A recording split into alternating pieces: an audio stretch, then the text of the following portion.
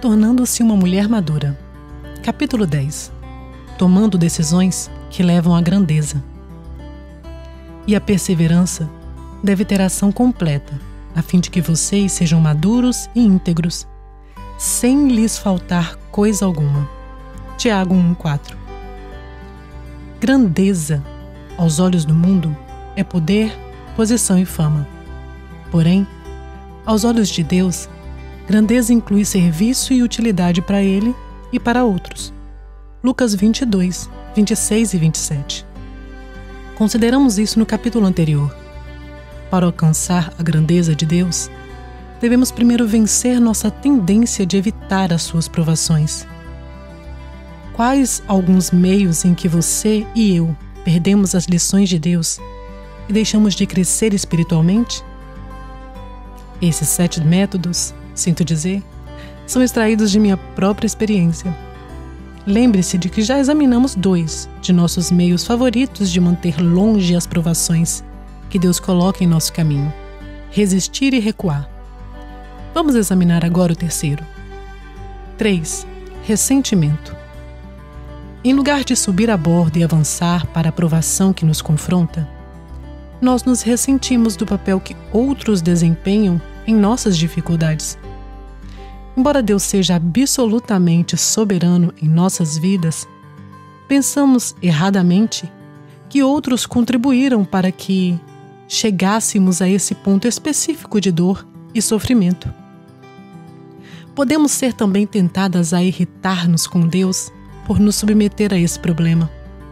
Deus, porém, tem um plano grandioso para nossas provações, para cada uma delas. Ele quer que as dificuldades nos ajudem a amadurecer, beneficiando-nos de seus propósitos. O ressentimento é um assassino do crescimento.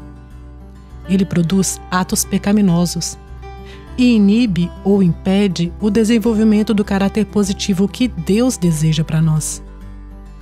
Certa manhã, eu estava ao lado de Jim na igreja, enquanto ele conversava com um homem que contou ter finalmente conseguido emprego depois de meses desempregado.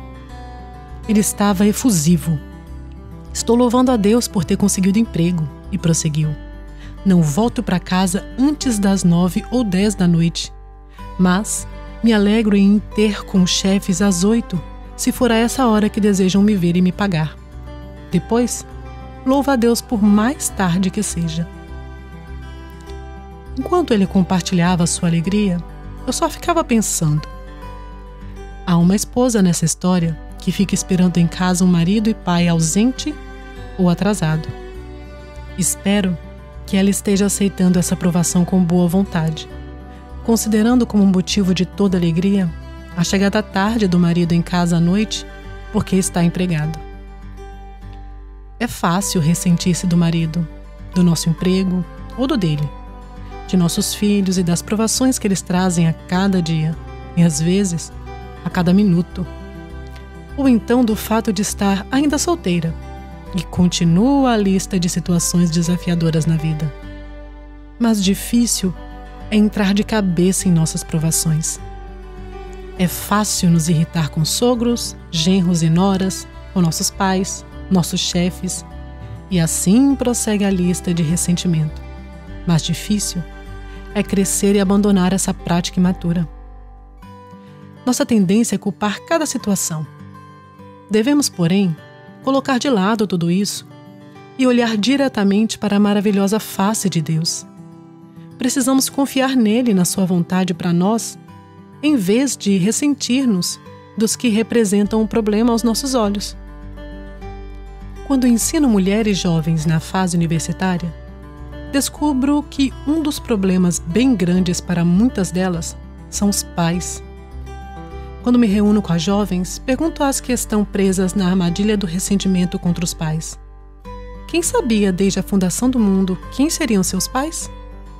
A luz logo se acende ao perceberem que estão se ressentindo dos pais que Deus lhe deu especificamente, aqueles que irão promover o desenvolvimento e a maturidade que Ele planejou para suas vidas. Uma jovem então se casa e passa a ter parentes por afinidade. Se ela não permitiu que suas provações com os pais lhe ensinassem a valiosa lição de submeter-se a Deus, em lugar de se ressentir com outros, pode acrescentar seus novos parentes à sua lista de ressentimentos. Porém, os pais de seu marido agora passaram a fazer parte do plano divino para realizar o que ele tem em mente para ele e para o seu crescimento. Eles são instrumentos de Deus em sua vida. A mulher espiritualmente madura compreende que Deus está trabalhando nela por meio de pessoas, com todas as suas peculiaridades e irritações, todas as suas falhas e comportamentos pecaminosos. A mulher espiritualmente madura compreende que Deus está trabalhando nela por meio de pessoas, com todas as suas peculiaridades e irritações, todas as suas falhas e comportamentos pecaminosos. Sara, mulher de Abraão, é um exemplo triste de ressentimento e pecado.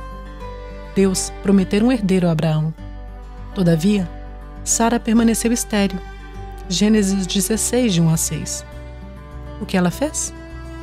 Decidiu ajudar Deus a cumprir sua promessa, usando uma prática comum da época: oferecer ao marido sua serva, Agar, como esposa substituta, com o único propósito de gerar um filho. Pelo menos durante algum tempo, Sara deixou de confiar em Deus para cumprir sua promessa por intermédio dela. O plano de Sara funcionou, mas com consequências desastrosas. Depois de engravidar, Agar tornou-se petulante, o que aumentou o ressentimento de Sara e fez que essa se voltasse contra a serva. De fato, o tratamento dado à criada foi tão rude que a mulher grávida fugiu para o deserto, preferindo morrer a sujeitar-se à crueldade de Sara. Agar, porém, voltou porque um anjo do Senhor pediu que o fizesse. Em breve, o filho de Agar nasceu e o ressentimento de Sara aumentou ainda mais contra a serva e cresceu até incluir a criança e até seu marido pela parte que desempenhara no plano. Em vez de confiar em Deus, permanecer em sua aprovação e esperar no Senhor, Sara tentou evitar o processo de Deus. Como resultado, ela acabou mais amarga e mesquinha com os que a rodeavam. Contraste agora Sara com uma mulher espiritualmente madura que se submete à sua aprovação. Ela não se ressente dos testes ou das pessoas envolvidas nelas. Não culpa essas pessoas. Compreende que Deus está agindo em sua vida mediante essas lixas. Ela sabe que Deus tem um propósito em mente para ela. Quer que se torne uma pessoa íntegra, firme, debaixo das aflições e traumas, madura em cada área da vida, disposta a esperar pela ação de Deus a seu favor. Ela toma a atitude de Jó, expressada quando sua família e bens foram mortos e destruídos. O Senhor o deu e o Senhor o tomou. Bendito seja o nome do Senhor. Jó 1:21. Não quero, porém, esquecer-me da melhor parte da história de Sara. Ela se encontra do outro lado do rio do teste que lhe coube. Sara finalmente compreendeu. Tomou conhecimento do que apenas seus 25 anos de teste da sua dúvida e espera poderiam ensinar-lhe. Ela passou a crer em Deus. Pela fé, a própria Sara também recebeu forças para conceber um descendente e gerou um filho depois de avançada em anos, pois teve por fiel aquele que lhe havia feito a promessa. Hebreus 11:11. Quando a vida parece difícil, não se ressinta das pessoas nem das circunstâncias. Permaneça em sua aprovação. Mantenha sua mente e coração em Deus. Deixe que Ele efetue o seu trabalho perfeito em você, para que se torne uma mulher madura, de caráter sólido e plenamente desenvolvido, perfeita e completa, em nada deficiente. 4. Negação. Você já negou ter um defeito, uma área frágil, uma falha de caráter? Já fracassou em algo, mas não quis admitir? Já negou conhecer alguém por medo de ser perseguida como resultado de sua associação com essa pessoa? Em resposta a essas perguntas, talvez seu raciocínio seja este: um ponto cego? Penso que tem uma área do pecado que não estou reconhecendo ou admitindo. Está errada. Não tem um ponto cego. Não tem essa falha ou essa área vulnerável. É tão fácil negar o que desejamos ignorar. Tudo que temos a fazer é pôr a boca no piloto automático e disparar. Não, você está errada. Em poucas palavras, negamos precisar das lições que Deus quer que aprendamos, ou seja, deixamos de entrar no rio do teste. Preferimos ficar na margem, presas em nosso nível atual de desenvolvimento, ou falta dele. Prontamente, sem oração ou reflexão, nós nos recusamos a crer que Deus esteja nos enviando para a sua escola, a fim de aprender algo que irá nos completar, aperfeiçoar e amadurecer. Foi isso que o apóstolo Pedro, a rocha, fez. O surpreendente é que Jesus advertiu Pedro da sua fraqueza. E mesmo assim, Pedro negou e fracassou. Veja o que aconteceu. Jesus disse diretamente a Pedro: Eis que Satanás vos reclamou para vos peneirar como trigo. Eu, porém, roguei por ti, para que a tua fé não desfaleça. Tu, pois, quando te converteres, fortalece os teus irmãos. E o que Pedro respondeu? Senhor, estou pronto a ir contigo, tanto para a prisão como para a morte. Mas Jesus lhe disse: Afirmo-te, Pedro, que hoje 3 vezes negarás que me conheces, antes que o galo cante. Lucas 22, 31 a 34. Este não foi o fim dos testes e fracassos de Pedro. Ele realmente negou sua associação com Jesus como o Senhor dissera. Por que Pedro negou conhecer Jesus? Afinal de contas, da primeira vez, fora apenas uma criada que lhe perguntou se conhecia Jesus. Por que Pedro negou ser amigo íntimo de seu Salvador e Mestre? Preste atenção nessa lista de razões extraídas da Bíblia. Ela nos mostra um afastamento definido do caminho de Deus. Pedro dormiu quando deveria estar orando. Mateus 26, 40. Pedro atacou e cortou a orelha de um soldado quando deveria ter seguido o exemplo de Jesus, não tomando qualquer atitude. João 18, 8 a 11. Quando Jesus foi preso, Pedro o abandonou e depois o seguiu de longe. Mateus 26, 55, 56 e 58. Pedro sentou-se entre a multidão enquanto Jesus estava sendo acusado, em vez de levantar-se e defendê-lo. Mateus 26, 58. Pedro negou Cristo ao invés de falar com franqueza e admitir a verdade sobre o seu relacionamento com Jesus. João 18, 16, 17, 25 e 27. Quando outros avisam você sinceramente sobre uma falha ou advertem que certo comportamento irá produzir resultados desconfortáveis, tome rapidamente essas medidas.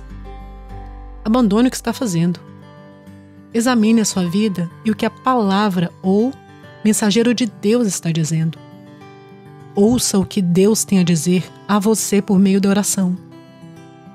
Corrija os seus caminhos. Você quer tomar decisões para maior grandeza? Tenha então como alvo escolher o caminho mais difícil, o proveitoso, e fique perto de Deus. Não faça como Pedro, negando seus defeitos e se afastando. Admita suas falhas, entre na água, enfrente a provação que esteve evitando e siga para o outro lado, o lado do crescimento e da perfeição. Deus irá com você o caminho todo. Ele ajudará você a vencer a sua fraqueza. O caminho mais curto para a maturidade é o caminho de Deus. que nos faz atravessar diretamente pelas nossas provações. 5. Comparação. Quando encontramos dificuldades, a tentação é comparar nossas provações com as de outros. Erramos quando pensamos: sou a única que tem de passar por isso, sofrer isso. Ninguém está enfrentando esse problema, só eu. Ninguém que conheço tem uma aflição desse nível. Considere essa cena envolvendo os discípulos Pedro e João. Jesus questionou 3 vezes o amor de Pedro em João 21 e depois lhe disse: em verdade te digo que quando eras mais moço, tu te cingias a ti mesmo e andavas por onde querias.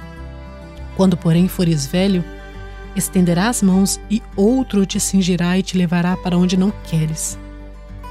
Disse isso para significar com que gênero de morte Pedro havia de glorificar a Deus. Versos 18 e 19. Jesus estava dizendo a Pedro que teria uma morte penosa, mas, na maneira de sua morte, honraria seu compromisso com ele. O que Pedro fez a seguir? Voltou-se, olhou para João e perguntou ao Senhor: e quanto a este? Verso 21. Não é de admirar que o Senhor repreendesse Pedro dizendo: que te importa? Quanto a ti, segue-me. Versículo 22. Não somos sempre como Pedro? Nossa natureza pecaminosa naturalmente compara o que estamos passando com a vida de outra pessoa e a sua aparente falta de provações. Ou pelo menos, aflições menores, temos certeza. Dizemos: e ele? E ela? E aquela família? E essa situação? O que está acontecendo comigo não aconteceu com eles, pois não parecem ter qualquer problema. Olhe só para todas as minhas aflições. Essa comparação não funciona. Em primeiro lugar, não é sábia. 2 Coríntios 10:12. Em segundo lugar, Deus trabalha na vida de seus filhos por diferentes meios e mediante várias provações. Tiago 1:2. Paulo menciona 5 tipos diferentes de sofrimentos em 2 Coríntios 12, de 9 a 10. Doenças, críticas, necessidades, perseguições e aflições. Comparar a nós mesmas, nossas provações, nossas circunstâncias com a de outras pessoas indica que estamos duvidando da sabedoria e justiça de Deus. Jesus diz basicamente que aquilo que acontece com os outros não é da sua conta. Nosso dever é segui-lo e manter nossos olhos nele. João 21:22. Temos de caminhar quilômetros ou nadar quilômetros neste rio até a maturidade espiritual. O caminho mais curto para a maturidade é o caminho de Deus, que nos faz passar diretamente pelas provações, a fim de alcançar o crescimento que Ele deseja para nós. Devemos submeter-nos ao nosso teste sem questionar a sua decisão de permiti-lo e recusar-nos compararmos com outros. Deus é demasiado sábio para cometer um erro e muito amoroso para pedir que nos submetamos a tribulações sem que elas sejam para o nosso benefício e seu melhor plano. Deus tem um conjunto especial de circunstâncias só para você, que a prepara para ainda maior utilidade no serviço dele. Você não se alegra por Deus ter permitido que víssemos os resultados finais da sua obra na vida de Pedro? Pedro decidiu entrar ousadamente nas provações exclusivas do seu ministério. Escolheu permanecer nas provações até chegar ao outro lado, para um surpreendente ministério e a alegria final do céu, onde não há mais sofrimento, choro ou morte. A tradição cristã indica que Pedro teve morte penosa, por crucificação. Ele pediu, no entanto, para ser crucificado de cabeça para baixo, por sentir-se indigno de morrer da maneira como seu Senhor havia morrido. Pedro não negou Cristo para evitar a execução, evidência certa de crescimento e maturidade espirituais. dando um passo à frente. Você notou a maturidade de Pedro? Seu caminho em direção a maior crescimento? Qual foi o processo a que se submeteu? Resposta: provações, provações e mais provações. Ele cometeu muitas falhas antes de atravessar para o outro lado de seus testes. Porém, na hora oportuna, como resultado dessas provas, ele viveu de acordo com o nome que Jesus lhe dera: Pedro, a rocha. Uma vez que Pedro aprendeu a não negar suas fraquezas, ou seu Senhor, e a não comparar suas provações com as de outros, sua vida passou a ter uma qualidade de rocha, de granito. Tornou-se inabalável, resoluto, líder de líderes na primeira igreja. Ore para seguir os passos de Pedro, depois de maduro, tomando decisões que desenvolvam grandeza, e ande pelo caminho de Deus em meio às suas provações, usando os degraus de pedra que Ele proveu para o seu crescimento e aperfeiçoamento. Lembre-se também de Sara. A sua tribulação foi longa e difícil. Imagine, não horas ou semanas, mas 25 anos desejando algo que lhe fora prometido e não tendo sequer um vislumbre do cumprimento assegurado. Sara, todavia, permaneceu. Ela permaneceu com Abraão. Continuou acompanhando seu marido enquanto ele seguia Deus e partiu sem saber para onde ia. Hebreus 11:8. O caminho era acidentado e definitivamente longo, mas sua fé cresceu durante o processo. Quando Sara concebeu e deu à luz o filho prometido, todos ficaram sabendo, inclusive Sara, do milagre que Deus fizera. Sara havia certamente tentado fazer as coisas a seu modo, mas depois seguiu o caminho de Deus e ele foi grandemente glorificado. Querida amiga leitora, é justamente isso que faz a nossa aceitação alegre das provações com a decisão de permanecer nelas. Amadurecemos e os resultados são louvor, honra e glória a Deus. Maturidade e estabilidade são coisas humanamente impossíveis de obter por nós mesmas, porque vêm de Deus. A ação, o plano e a graça do Senhor as promovem. Deixe que a paciência tenha ação completa para que você possa desenvolver-se e tornar-se perfeita e íntegra, em nada deficiente. Torne-se uma torre de força por causa de Deus. Esteja disposta a crescer até alcançar máxima utilidade para Deus e outros por causa dele. Qual o passo que você deve dar neste momento? Decida aceitar as suas provações. Peça a ajuda de Deus e cele o seu compromisso com uma oração de agradecimento a Ele por tudo: bondade, misericórdia, graça e o plano maravilhoso para a sua vida.